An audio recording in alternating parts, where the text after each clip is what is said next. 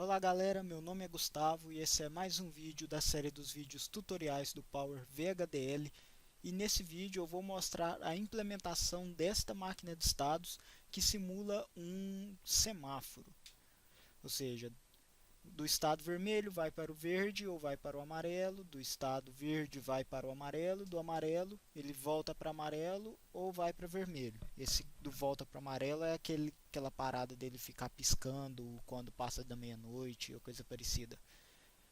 O que a gente pode notar é que sempre que o x for igual a 1, ele vai para o amarelo, ou seja, é o estado inicial, é o estado padrão, é o amarelo.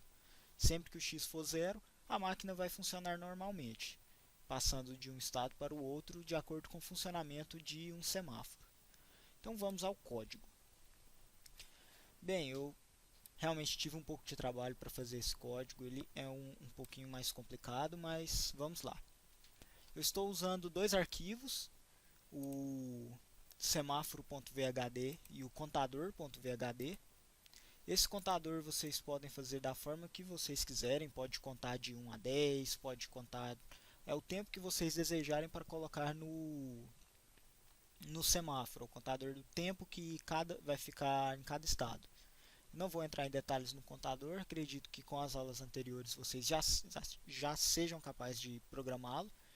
Então, vamos para a nossa máquina de estados finitos.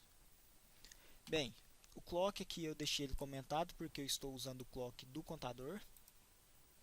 Temos o reset e o x é aquele que eu expliquei na imagem, e o reset é para resetar a nossa máquina. E o y é a saída dos LEDs. A gente tem três saídas possíveis, o 100, o 001 e o 010.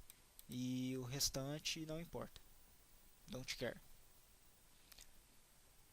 Na arquitetura, eu criei um tipo de dados do tipo estados. Qualquer dúvida, se vocês tiverem a questão de criar tipos de estados, eu aconselho que vocês leiam o livro do Volney Pedroni, que está nas referências. Ou seja, eu criei um tipo estados que que ele pode ser A, B ou C. Ou seja, a minha variável, meu tipo estado, meu tipo só pode ser ou A ou B ou C. E no caso eu criei um sinal desse tipo estados. Esses outros sinais aqui, eles servem para mapear o contador, mapear os sinais do contador, porque eu estou usando componente. E caso vocês tenham alguma dúvida sobre a questão do funcionamento do componente, aconselho que revejam a aula do TestBench, pois lá ensina direitinho qual é a funcionalidade e como se usa um componente. Então, o port map, estou fazendo com os mesmos nomes das variáveis do contador, só que eu adicionei um underline signal aqui para poder ficar fácil de entender. E lá no meu contador eu tenho clock, um set para o contador, ou seja, toda vez que o set estiver em 1, o contador vai estar funcionando, quando ele estiver em 0, o contador fica parado. E um tick. Eu não preciso da saída do contador para saber onde o contador está. Eu preciso simplesmente saber se o contador terminou ou não de contar, porque o meu interesse é conte 10 segundos ou conte 30 segundos e quando terminar você me fala. Então esse me fala no caso é o tick. Toda vez que o contador terminar ele vai dar um tick. Bem, process, a nossa lista de sensibilidade tem o clock, o reset da máquina de estados e o tick. Se o reset for 1, ele vai ficar no estado inicial e vai acender amarelo e vai iniciar o nosso contador. Caso contrário, se o nosso reset estiver desligado, ou seja, a nossa máquina de estados estiver funcionando normal, a gente tiver um tick, toda vez que tiver um tick, a gente vai entrar aqui dentro desse case.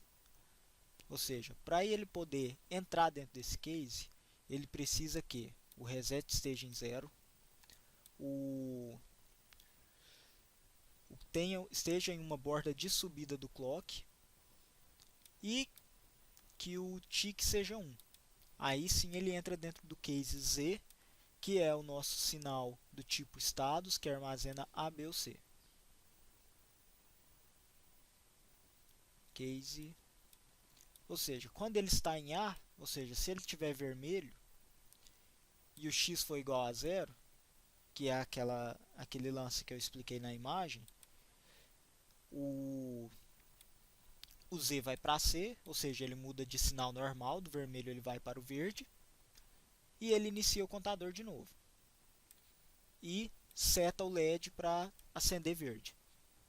Se não, ou seja, se o x for igual a 1, ele vai para o estado inicial.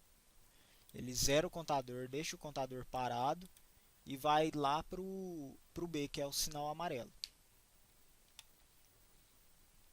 Se a nossa máquina de estados estiver em B, no estado B, ou seja, ele está em amarelo, ele vai para o vermelho. É o mesmo lance.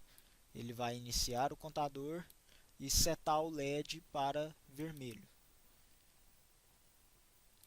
E vai mudar o estado de B para A, que no caso o A é o vermelho. Ele vai sair do amarelo e vai para o vermelho. E quando o estado for C, quando o estado for verde, o verde só pode ir para o amarelo, independente se o X é 1 ou não, mas a gente precisa tratar isso. Ou seja, se ele estiver em zero é porque a máquina está funcionando normal. Ou seja, eu vou setar o contador para 1 e vou ligar o amarelo. Desse jeito aqui, se o x for igual a 1, vai ficar aquela paradinha dele ficar piscando em amarelo depois que passa da meia-noite, por exemplo. Ou seja, eu vou parar de contar e vai ficar nisso aí. Ele vai para o estado B e aqui ele vai continuar no estado B, porque se eu estou em B e o x é igual a 1, eu continuo em B. E ele vai ficar piscando.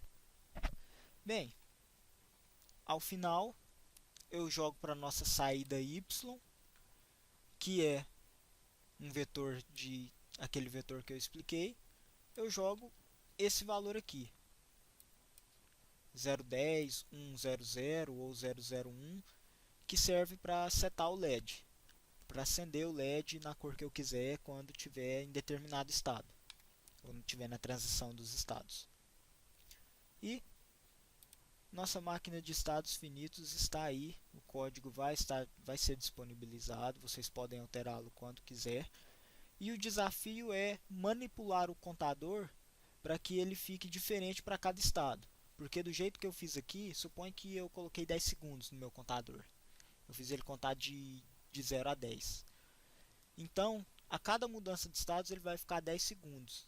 Ou seja, ele vai ficar 10 segundos no vermelho, vai passar para o verde, vai ficar 10 segundos no verde, vai passar para o amarelo, aí que está a coisa errada. Vai ficar 10 segundos no amarelo para depois voltar para o vermelho. E assim vai indo. E quando ele ficar piscando, ele vai acender o amarelo, ficar 10 segundos, apagar, acender de novo. E isso, quando ele vai piscando, com certeza o contador tem que ser menos do que 10 segundos. Então, o desafio é utilizar esse código, alterar o contador e fazer o semáforo funcionar 100%. Então, é isso aí, galera. Obrigado por assistirem essa aula e até a próxima.